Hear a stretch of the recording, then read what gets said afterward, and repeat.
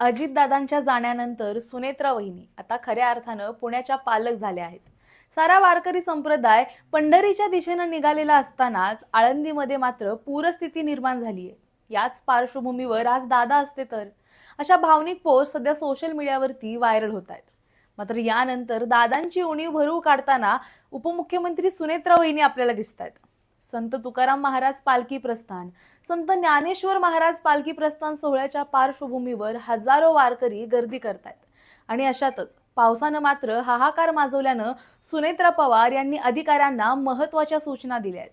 उपमुख्यमंत्री आणि पुणे जिल्ह्याच्या पालकमंत्री म्हणून सुनेत्रा पवार यांनी दूरध्वनीद्वारे प्रशासनाचा आढावा घेतला.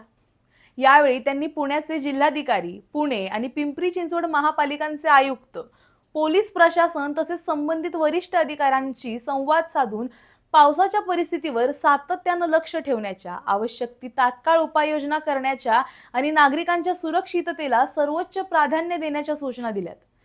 त्यामुळेच अजितदादांच्या जाण्यानंतर सुनेत्रा वहिनी आता पुण्याच्या पालक झाल्याचं बोललं जातंय. तुम्हाला याबद्दल काय वाटतं हे आम्हाला कमेंटमध्ये नक्की सांगा आणि अशाच व्हिडिओसाठी पाहायला विसरू नका पॉलिटिकल महाराष्ट्र.